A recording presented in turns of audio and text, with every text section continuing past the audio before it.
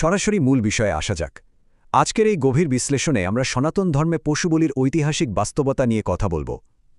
এই আলোচনার প্রধান উদ্দেশ্য হল শিক্ষার্থী, শিক্ষক এবং গবেষকদের জন্য এমন একটি সুস্পষ্ট ও বিস্তারিত তথ্যভাণ্ডার তৈরি করা যাতে এই বিষয়টা নিয়ে আর অন্য কোথাও যাওয়ার প্রয়োজনই না পড়ে। বৈদিক শাস্ত্রে সত্যি কি পশু বলির উল্লেখ আছে, নাকি এটি নিছকই অপব্যাখ্যা? চলুন এই রহস্যের গভীরে যাওয়া যাক। আজকের এই আলোচনার মূল ধাপগুলো হল, প্রথমে একটি প্রচলিত বৈপরীত্য, এরপর শাস্ত্রের অপব্যাখ্যা, বৈদ্য ধর্মগ্রন্থের প্রমাণ, বলির পেছনের হাস্যকর হিসাব, প্রকৃত বৈদিক কৃষি আচার এবং সবশেষে সংস্কৃত শব্দের সঠিক পাঠোদ্ধার।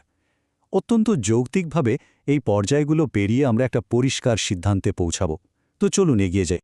প্রথম পর্ব, পশু বলির বৈপরীত্য। এই অংশটাই কিন্তু মূল রহস্যের চাবিকাঠি। একটু ভেবে দেখলে একটা অদ্ভুত বৈপরীত্য চোখে পড়বে। সনাতন ধর্মের একদম মূল ভিত্তি হল অহিংসা বা সর্বভূতে প্রেম, তাই না? কিন্তু অন্যদিকে বেদেই আবার অশ্বমেধ বা পুরুষমেধ যজ্ঞের মতো শব্দের উল্লেখ পাওয়া যায়। এমনকি আজও কামাখ্যা বা তর্কুলাহা দেবী মন্দিরের মতো শাক্ত বা শৈব পীঠে গেলে পশু বলি প্রথা দেখতে পাওয়া যায়। এখন প্রশ্ন হল, অহিংসার শিক্ষা আর এই বলির প্রথা দুটো জিনিস একই ধর্মে একসাথে থাকে কি করে? এটা সত্যি একটা খুব গুরুত্বপূর্ণ প্রশ্ন। এর উত্তর লুকিয়ে আছে ইতিহাসের পাতায়। দ্বিতীয় পর্ব, বেদের অপব্যাখ্যা। ইতিহাস ঘাঁটলে এমন একটা ভুলের অকাট্য প্রমাণ পাওয়া যায় যা শুনলে অবাক হতে হয়। প্রাচীনকালে জৈন আর বৌদ্ধ ধর্মের যখন খুব দ্রুত প্রসার হচ্ছিল, তখন তৎকালীন বৈদিক পণ্ডিতরা উপনিষদের মূল নির্যাসটা সাধারণ মানুষের কাছে ঠিকমতো পৌঁছাতে ব্যর্থ হন। একটা উদাহরণ দেওয়া যাক। অথর্ববেদের নবম কাণ্ডের চতুর্থ শ্লোকে একটা সুস্থ সবল বৃষভ বা ষাঁড়কে প্রজননের জন্য রাজ্যের অমূল্য সম্পদ হিসেবে বর্ণনা করা হয়েছে। একে স্পষ্ট ভাষায় বলা হয়েছে অজ্ঞা, যার সোজা অর্থ হল যা কোনোভাবেই হত্যার যোগ্য নয়। অথচ ত্রয়োদশ শতাব্দীর আচার্য সায়নের মতো পণ্ডিতরা এক মারাত্মক ভুল করে বসলেন। তারা অদ্ভুতভাবে ব্যাখ্যা দিলেন যে এই ষাঁড়টিকেই নাকি হত্যা করে দেবতাদের উদ্দেশ্যে নিবেদন করতে হবে। একটু যৌক্তিকভাবে ভাবা যাক, যে পশু বংশবৃদ্ধির জন্য রাজ্যের সবচেয়ে বড় সম্পদ, তাকে মেরে ফেললে রাজ্যের কল্যাণ হবেটা কিভাবে? এই বিভ্রান্তির ইতিহাস আরও পরিষ্কারভাবে বোঝার জন্য এবার আসছি তৃতীয় পর্বে, বৌদ্ধ ধর্ম এবং বৈদিক যুগের পরিবর্তন। প্রাচীন আচারগুলো কিভাবে ধীরে ধীরে বিকৃত হয়েছিল তার অকাট্য প্রমাণ মেলে বৌদ্ধ ধর্মের খুব গুরুত্বপূর্ণ একটি গ্রন্থ, সংযুক্ত নিকায়। সেখানে ভগবান বুদ্ধ একদম পরিষ্কার করে বলেছেন যে যজ্ঞে কোনো প্রাণীর প্রতি সহিংসতা নেই, সেই অহিংস যজ্ঞেই দেবতারা সন্তুষ্ট হন। অর্থাৎ বুদ্ধ নিজেই আদি বৈদিক যজ্ঞের প্রশংসা করেছিলেন। এর থেকে বড় ঐতিহাসিক প্রমাণ আর কি হতে পারে যে আদি যজ্ঞগুলোতে আদৌ কোনো সহিংসতা ছিল না? এই বলিপ্রথা আসলে অনেক পরের একটা সংযোজন। এই পরিবর্তনটা কিভাবে এলো? সূত্রনিপাতের ব্রাহ্মণ ধম্মিক সূত্র পড়লে ব্যাপারটা জলের মতো পরিষ্কার হয়ে যায়। প্রাচীন আর পরবর্তী ব্রাহ্মণদের মধ্যে আকাশ পাতাল তফাৎ তৈরি হয়েছিল। প্রাচীনকালে ব্রাহ্মণরা ৪৮ বছর ধরে কঠোর অধ্যয়ন করতেন, তাদের জীবনে কোনো লোভ ছিল না। তখন সমাজের স্বাভাবিক কষ্ট বলতে ছিল মাত্র তিনটে: ইচ্ছা, ক্ষুধা আর বার্ধক্য। কিন্তু পরে রাজাদের ধন সম্পদ দেখে ব্রাহ্মণদের মনে লোভ জাগে। সেই অর্থের লোভে তারা শুরু করলেন বাজপেয় যজ্ঞ আর হয়ে উঠলেন মাংসমদী। এই মাংস খাওয়ার জন্যই যজ্ঞে শুরু হলো পশু হত্যা। আর এর ফলাফল, সমাজে কষ্টের সংখ্যা ওই ৩টি থেকে এক লাফে বেড়ে দাঁড়াল ৯৮টিতে। শাস্ত্রের এই বিকৃতিটা কতটা অযৌক্তিক ছিল তা দেখা যাক আমাদের চতুর্থ পর্বে, হাস্যকর হিসাব। আচার্য উদয়বীর শাস্ত্রীর মতো প্রখ্যাত মীমাংসা পণ্ডিতদের গবেষণা থেকে একটা চমকে দেওয়ার মতো তথ্য উঠে আসে। পরে যজ্ঞের নিয়মগুলো যে বিকৃত করা হয়েছিল, সেখানে বলা হতো যজ্ঞের ঘিয়ে মাত্র ৪ থেকে ৫ মাসা, মানে মেরে কেটে ৫ গ্রাম পশুর মাংস বা আমিষ মেশাতে হবে। এখন একটু যুক্তি দিয়ে ভাবলে ব্যাপারটা কতটা হাস্যকর মনে হয়। মাত্র ৫ গ্রাম মাংসের জন্য একটা আস্ত সুস্থ সবল পশুকে মেরে ফেলা হবে? এর কি আদৌ কোনো অর্থ হয়? বৈদিক ঋষিরা কি এতটাই অবোধ ছিলেন? একেবারেই না। এই আজব হিসাবটাই প্রমাণ করে যে নিয়মগুলো পরে সুবিধাবাদীরা নিজেদের মতো করে বানিয়ে নিয়েছিল। তাহলে আসল প্রশ্ন হল, যজ্ঞে পশুদের কাজটা ঠিক কী ছিল? সেটাই জানব পঞ্চম পর্বে, প্রকৃত কৃষি আচার। আমাদের সবসময় মনে রাখতে হবে, প্রাচীন ভারত ছিল একদম পুরোপুরি একটা কৃষিভিত্তিক সমাজ। যজ্ঞে মূলত ৩ ধরনের পশুর কথা পাওয়া যায়, যার মধ্যে সবচেয়ে প্রধান হল অগ্নিশোমীয় পশু। অগ্নি মানে হল উদ্ভিদের বেড়ে ওঠার শক্তি, আর সোম মানে জল বা চানের শক্তি। দুটোই কৃষিকাজের জন্য একদম অপরিহার্য। এই অগ্নিশোমীয় পশু, বিশেষ করে সুস্থ ষাঁড়গুলো ছিল কৃষির মেরুদণ্ড। এদেরকে মেরে ফেলার তো কোনো প্রশ্নই ওঠে না, উল্টে কৃষির দেবতা অগ্নি আর সোমের প্রতীকী প্রতিনিধি হিসাবে এদেরকে পরম যত্নে লালন পালন করে সংরক্ষণ করা হতো।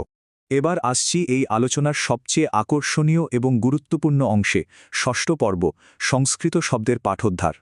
যজ্ঞে পশুর প্রতি ঠিক কতটা সদয় আচরণ করা হতো তার ঐতিহাসিক প্রমাণ আমাদের হাতে রয়েছে।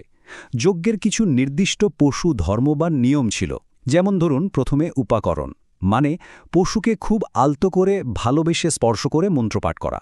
তারপর উপানয়ন, গোয়াল থেকে চরম সম্মানের সাথে যজ্ঞস্থলে নিয়ে আসা। আর তারপর শ্লক্নায় বন্ধন, একটা একদম মসৃণ আর নরম দড়ি দিয়ে পশুর বুকে বা ডান পায়ে এমনভাবে বাঁধা যাতে তার একটুও কষ্ট না হয়। একটু ভাবুন তো, এগুলো কি কোনোভাবেই একটা পশুকে বলি দেওয়ার বা হত্যা করার প্রস্তুতি হতে পারে? আসল রহস্যের জট পাকিয়েছে যে জায়গাটায়, তার নাম হল সঙ্গোপন। যজ্ঞের এই নির্দিষ্ট ধাপেই ভাষাগত বিকৃতির সবচেয়ে ভয়ঙ্কর রূপটা দেখা যায়। পরবর্তীকালের মাংসমোদী পণ্ডিতরা নিজেদের মাংস খাওয়ার বাসনাকে বৈধতা দেওয়ার জন্য ইচ্ছাকৃতভাবে এই শব্দটার অর্থ বিকৃত করে দেয়। তারা এর অর্থ বানিয়ে দেয় হত্যা করা, কিন্তু এর আসল অর্থ শুনলে চমকে যেতে হয়, কারণ তা ছিল সম্পূর্ণ আলাদা। মহর্ষি পাণিনির অষ্টাধ্যায়ী ব্যাকরণের সূত্র ধরে শব্দটাকে একটু বিশ্লেষণ করলেই পুরো ব্যাপারটা স্ফটিকের মতো পরিষ্কার হয়ে যাবে। এই সংজ্ঞাপন শব্দটা এসছে জ্ঞা ধাতু থেকে। এখন এই জ্ঞা ধাতুর আবার 3টে অর্থ আছে: মারণ বা হত্যা, তোষণ বা সন্তুষ্ট করা, আর নিশামন মানে পর্যবেক্ষণ করা বা দর্শন করা। এবার একটু লজিক্যালি ভাবা যাক, একটা কৃষিভিত্তিক সমাজে যেখানে পশুরাই সবচেয়ে বড় সম্পদ, সেখানে কি তাদের হত্যা করা হবে? না, আসলে যজ্ঞের সময় রাজ্যের সবচেয়ে শ্রেষ্ঠ পশুগুলোকে এক জায়গায় জড়ো করে তাদের স্বাস্থ্য পর্যবেক্ষণ করা হতো। মাসে অন্তত একদিন এই রুটিন চেকআপ বা স্বাস্থ্য পরীক্ষা চলত। অর্থাৎ সংজ্ঞাপনের প্রকৃত অর্থ হল পশুদের স্বাস্থ্য পরীক্ষা করা, তাদের হত্যা করা একেবারেই নয়। আর এখানেই এমন একটা অকাট্য প্রশ্ন উঠে আসে যা ওই সমস্ত বিকৃত ব্যাখ্যার ভিত একেবারে নাড়িয়ে দেয়। দেখুন, যজ্ঞের একেবারে শেষ ধাপটার নাম হল বিসর্জন, যার মানে হল পশুকে মুক্ত করে দেওয়া বা দান করে দেওয়া। এখন সংজ্ঞাপন ধাপে যদি পশুকে হত্যাই করে ফেলা হয়, তাহলে ওই চূড়ান্ত ধাপে একটা মৃত পশুকে মুক্ত করা বা দান করা কিভাবে সম্ভব? এর একটাই তো অর্থ দাঁড়ায়, পশুকে কেবল স্বাস্থ্য পরীক্ষার জন্যই যজ্ঞে আনা হতো, আর শেষে একদম নিরাপদে সসম্মানে ফিরিয়ে দেওয়া হতো। সমস্ত ঐতিহাসিক আর ভাষাতাত্ত্বিক প্রমাণ তো এক জায়গায় করা হলো। এবার আমরা এসে পড়েছি একেবারে শেষ পর্বে, চূড়ান্ত অহিংস সত্য। মূল বৈদিক গ্রন্থগুলোতে যজ্ঞ বোঝাতে সবচেয়ে বেশি যে শব্দটা ব্যবহার করা হয়েছে তা হল অধ্বর। শব্দটাকে ভাঙলে কি দাঁড়ায়? অ মানে হল না, আর ধ্বর মানে হল হিংসা। অর্থাৎ সোজা কথায় যে কাজে কোনো ধরনের হিংসা নেই, বিন্দুমাত্র ভায়োলেন্স নেই, সেটাই হল অধ্বর বা যজ্ঞ। ভাবুন একবার, বৈদিক যজ্ঞের খোদ নামটার মধ্যেই কিন্তু অহিংসার পরম মন্ত্রটা লুকিয়ে আছে। বেদের একদম মূল নির্দেশের দিকে তাকালেও একই জিনিস দেখতে পাব। যজুর্বেদ, যাকে মূল কর্মকাণ্ডের শাস্ত্র বলা হয়, তার প্রথম অধ্যায়ের প্রথম মন্ত্রেই একদম ডিরেক্ট নির্দেশ দেওয়া হয়েছে, যজমানস্য পশুন পাহি। এর মানে হল পশুদের সর্বতোভাবে রক্ষা করো।